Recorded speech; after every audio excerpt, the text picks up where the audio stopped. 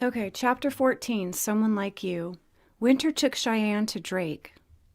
You are lucky. You don't have to climb this.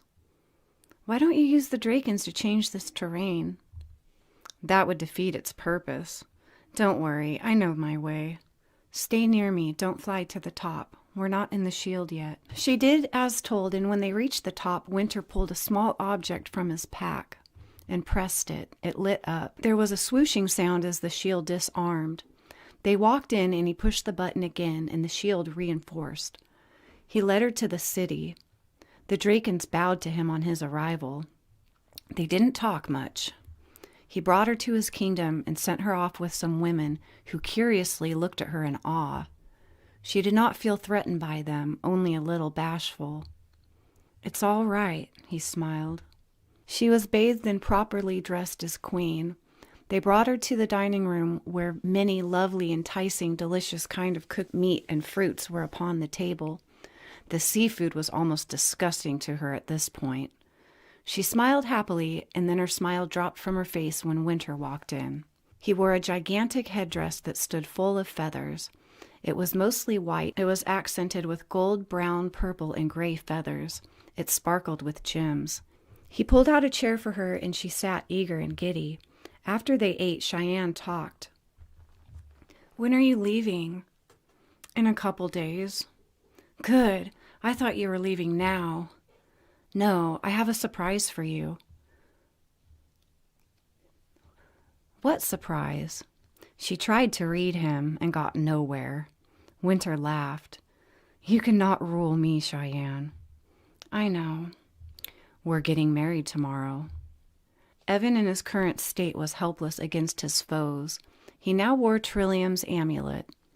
"But that's how my grandfather died," he said of Duran's request.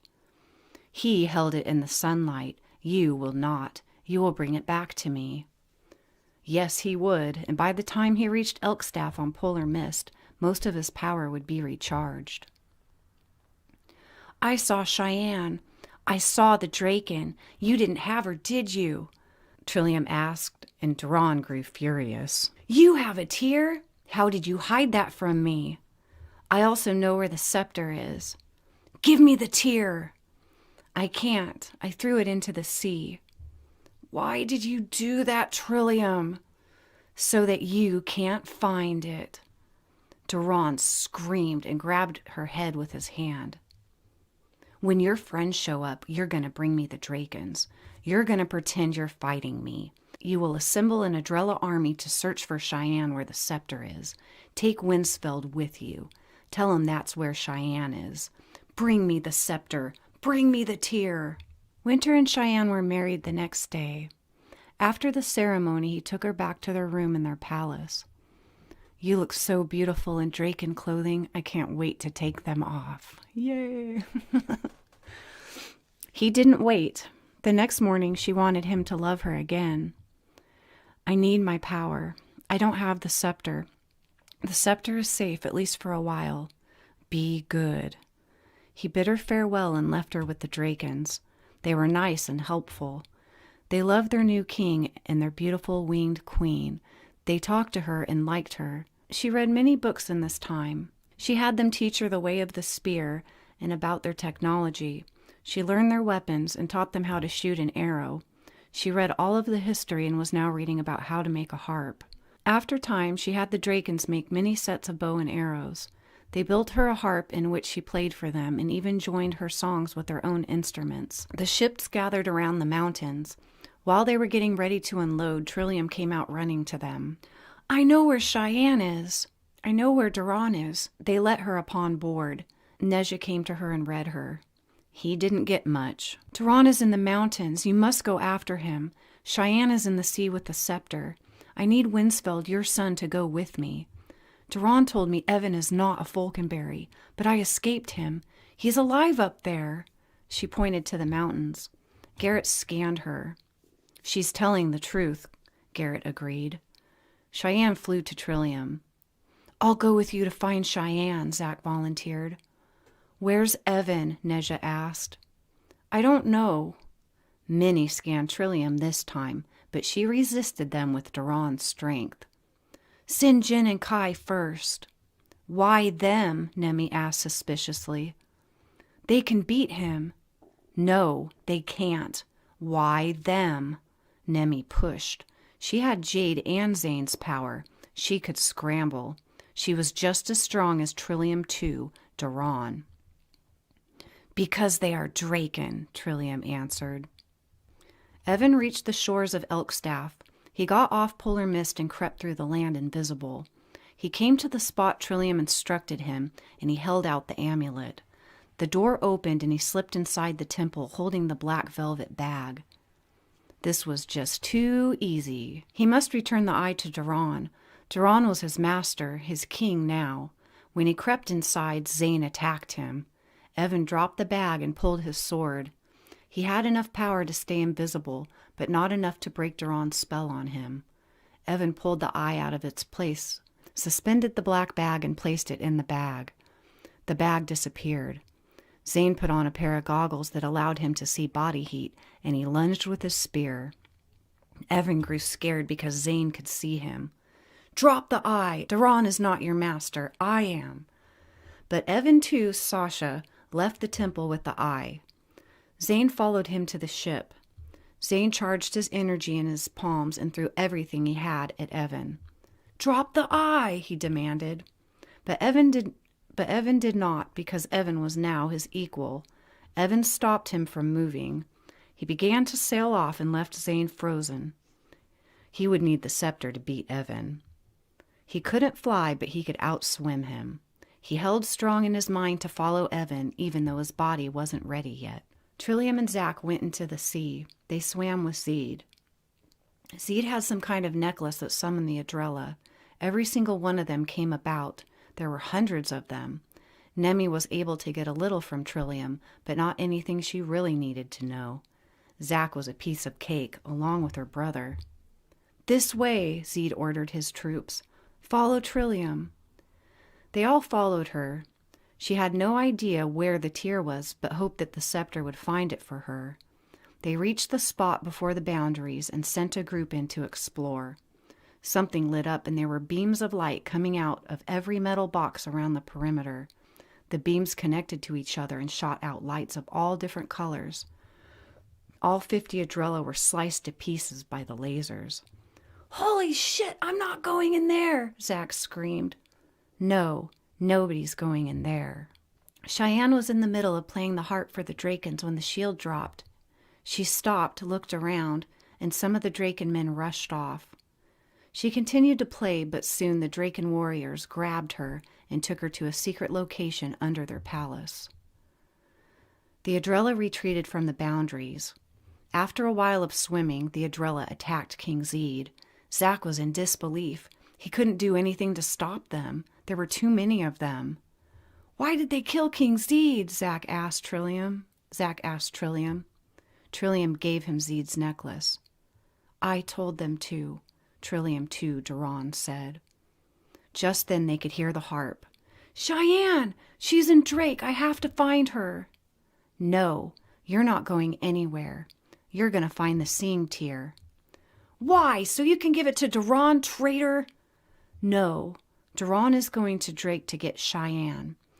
I had my brother killed so that you could be king of the Adrella." "That doesn't make any sense. I'm not the king of Havenbell."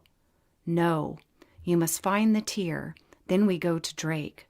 The real king of Havenbell will come for Cheyenne, and I want you to kill him. I want you to get the scepter and my daughter and kill Duran." Dun, dun, dun. Zane heard the harp playing. "Bad girl," he muttered. But he did not fear. Evan's force wore off, and Zane jumped into the sea. Zane headed for Drake, and Evan headed straight for Duran. He reached the mountains. Sasha waited for him invisible and snatched the bag from his hands. The minute it left his hands, he was no longer under Duran's spell. Evan turned around. He couldn't see her, and he couldn't use his force on her. Duran came out holding the bag. "You will join us. You will belong with us, and your power will grow. They all hate you now that you've stolen the eye and turned against them. I will not give you the scepter, and you shall not take it from me. You will serve me." "No, I won't." "Yes, you will." Evan refused, so Duran and Sasha tied him to the mountainside and cast a spell on him until he settled down and was ready to be more helpful. Duran changed into an owl and took the eye with him to Drake. Now he could draw out the one. Now he will come. Duran landed on the top crest of the rocks in Drake when the eye warned him to stop. This place was filled with traps, and he would not live if he tried to enter. So he returned to the mountains where all of the wizards waited for him. He landed on the mountain top and transformed. Before him were many ships, wizards, and 2 drakens. He intended to get them first. He wondered what was taking Trillium so long. With his power, she should be able to conquer all of them. He had the eye, though, and the eye itself could kill many creatures. If he could make Evan do his bidding, he would be unstoppable. The wizards began to climb the mountainside. Feathers began to fly overhead. Elves crept up silently through the trees. "They are coming. Are you going to hide?" Sasha asked Duran. "Nay, you will." Nezha and Farisef led the Josepharian army. They were the first ones to find him. They shot arrows and their air fans at the Ortson, but they fell around him. "Does he have a shield or something?" "I don't know." Nezha and Farisef both shot a beam at him from their hands. They weren't close enough, and Duran saw this and shot his own beam, which sent both of their charges back to them. Farisef raised his shield and took the hit. The beam hit the shield and deflected. Nezha, on the other hand, was struck and stunned. He fell from the sky. Farisef used his power of wind to slow him down. It was not as strong as a power of force, but still useful. Farisef dropped his weapons, dove, and tried to catch Nezha. He grabbed him, but Nezha was his own weight, and although Farisef could still use his wings, Nezha's weight pulled both of them down to the ground. A fairy flew in to help Nezha. "Stay grounded until you recover. We have to get closer to him." "Don't get too close. He'll be able to use his mind powers," the fairy warned.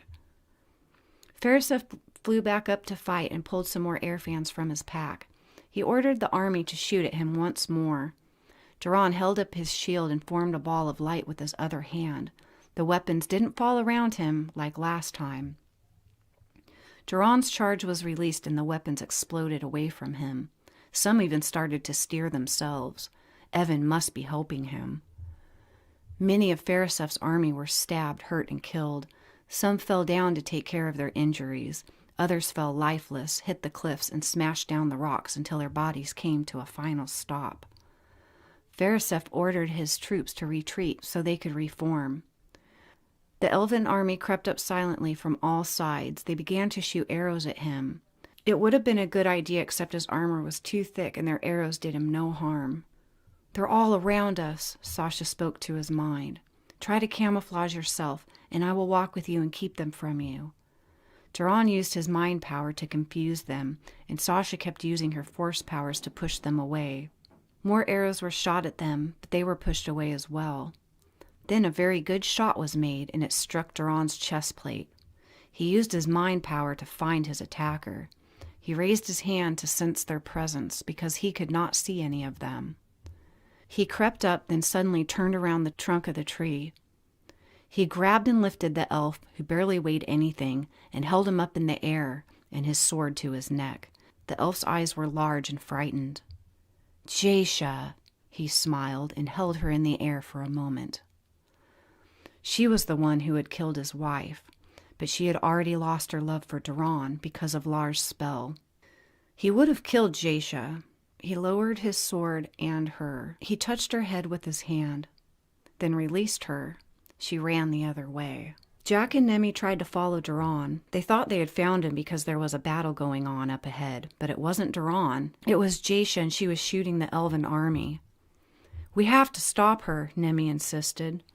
Not only was she a wizard, she was a very good shot, and most of their army was helpless to her. Some of them began to run away from her, but then others began helping her kill. Jack approached and shot fire out of his hands, enclosing her in a circle. She stopped, and Nemi was about to use the scramble on her to confuse her, but instead tried to make her move mentally. "Oh no," Jasha said. Jack and Nemi both held her shoulders and tried to heal her, and tried to help heal her by giving her a part of their powers. She wept. "It's okay, but the three of us must unspell them." Together, the three of them stopped the elves from killing each other. "Jasha, retreat and take who's left with you." "They saw what I did." "It's not your fault or theirs. Go with her, Nemi." "You're not fighting Duran by yourself. I must be with you to challenge him. Even if we both die, we must stay together. Your love saved me when all the goodness within me was gone. When all I faced was ruin, you made me believe again, in myself. You brought me back, and I will never leave you." Jack ordered the troops to retreat. Jasha started down the mountains as well. "Why didn't you kill her?" Sasha asked.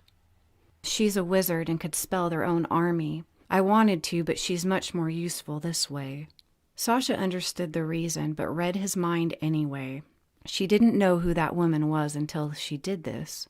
She knew that the only thing good, other than the strength her brother had, was that he finally had gotten the woman he loved this time. She would be back soon. Whether or not Duran was strong enough to kill the King of Havenbell or find the scepter of Zane, at least he had gotten one of the things he wanted. Even though Duran was power-hungry and ruthless, Sasha remembered the way he used to be. He was always strong and powerful, but very fair and good-hearted, which was rare for an Ortson. He was a happy man at one time. She was there when it all happened to him, the beginning of his decline. She understood this more than anyone else did. She wanted him to have Trillium's heart, because it was the only last goodness left inside of him. He meant to kill many with or without Trillium to get the scepter, and she didn't care, because the Drakens had nearly killed off their entire race. She knew love would not cure his fury. Sasha hoped Duran would receive more than just one of his desires. Suddenly, Duran was shocked by a beam and fell over. Sasha grabbed the sack with the eye in it and disappeared. An elf approached them and pulled out a short sword. Jack threw the sword at Duran's unarmored neck. He only had a moment to slit Duran's throat. The sword was thrown away and Jack was thrown backwards. He landed on his back and then got to his feet again. "Evan, stop helping him!" Jack shouted. "Stop helping him, Evan!" Nemi yelled. Because they don't know who Sasha is. They think it's Evan. Jack threw fire from his hands and set fire all around Duran. He could see Evan's figure when the flames bounced off his armor. Jack and Nemi both tried to mentally control him even though he was invisible. Jack lifted Duran's body into the air. Duran opened his eyes and Sasha threw a beam at Jack, which knocked him over. Duran fell to the ground. Nemi closed in to scramble Duran. This was her last chance, but Sasha threw Nemi away from him. She landed in the bushes. Jack got up. He blew fire from his hands and approached Duran with his sword again. Duran looked him straight in the eyes. Jack was almost his equal. With Nemi down, he couldn't budge Duran's mind.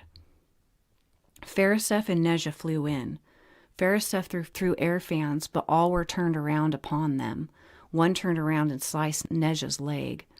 He fell and began to bleed. "Hurts you more than it hurts me," Nezha said, and Sasha turned visible and grabbed her leg. Pain reversal. "Where's Evan?" Jack asked Duran. Farisef went to help Nezha stop the bleeding. Nemi began to stir. "He's no longer on your side. He knows his powers and is growing stronger every minute. I've already been training him. None of the council will be able to stop him.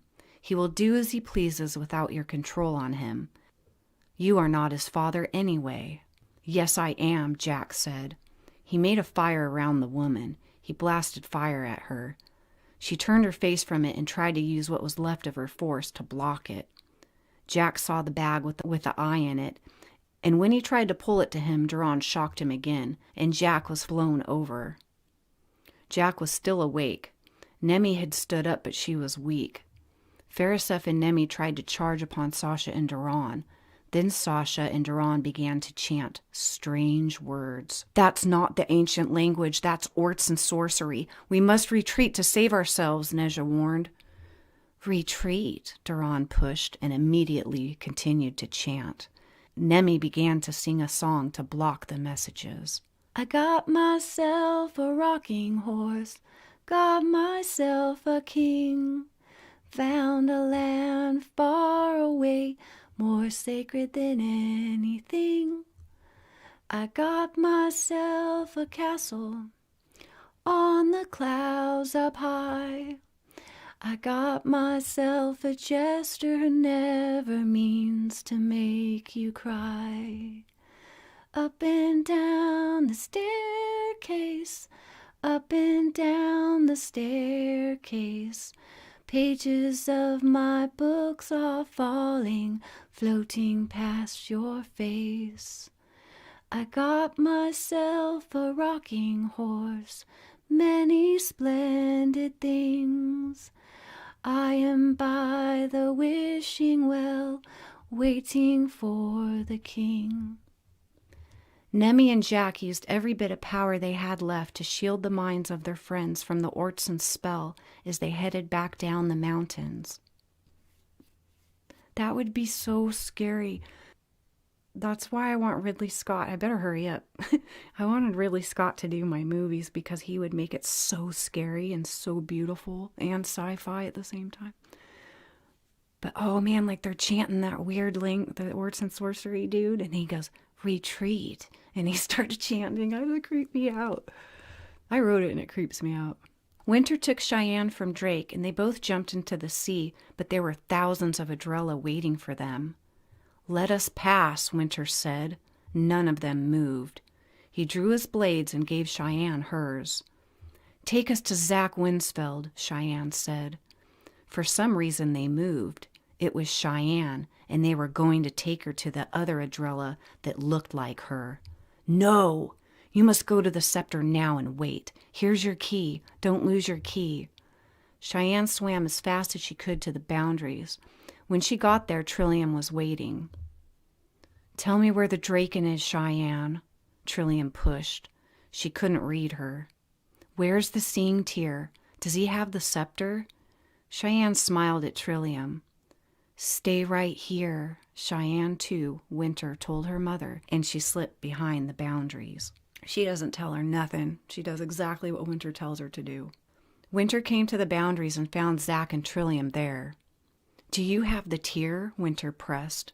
"No," Trillium responded. He couldn't read either one, for Trillium made Zach stronger.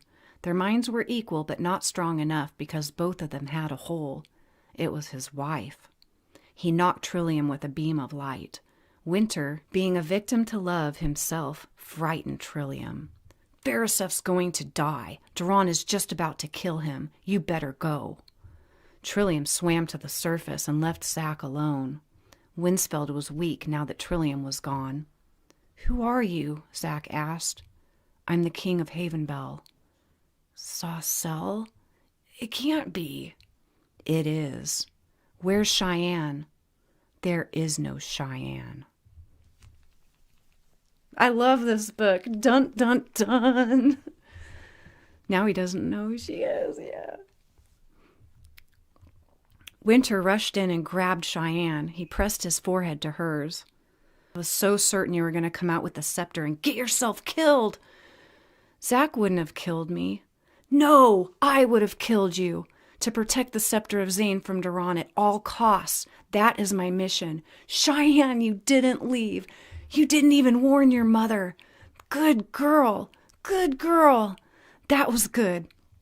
I think I know a way to stop the Aztracs." "Is it over? Did Mother die?" "No, I sent her to fight Duran." "And Zach?" "I sent him too, but I erased his memory." "He doesn't remember me at all?" "No, neither of us." "But that's cruel." "Yes, which is why I didn't do it to you. I spared his life for you. I spared your mother too." "He'll be back." "Yes, he will. We must go to Claire Anne. I must walk through the Grove of Souls to find the tear." Trillium climbed aboard Nej's ship, and Nemi threw a blanket over her. Where's Farisef at? We don't know. He came back with us, but he left again. That's not good. I left Zach by the scepter. I saw something strange. I saw the king of HAVENBELL. He is in Adrella, and Duran and Evan must never find out. Zach came up to the ship. Where's Duran? Where's Cheyenne? Who's Cheyenne? We must save Farisef now, and we shall all kill Duran together. Go find Farisef, Zach! Find him right now! Trillium screamed, and Zach flew. I will put you to sleep if you like, Winter offered. No, I can survive, right? It's dangerous, but you are strong enough. They walked into the grove together. When they walked out, Winter was pissed. Zach has it. I should have killed him, but I spared him for you. Good thing he doesn't know who we are anymore. I must take the scepter and erase them all now.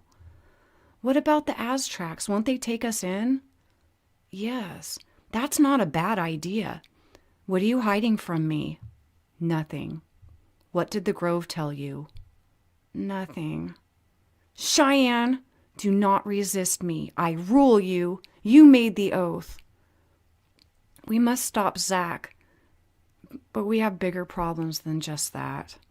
Cheyenne, we must stop his son as well, Ezra, the fairy tri-breed.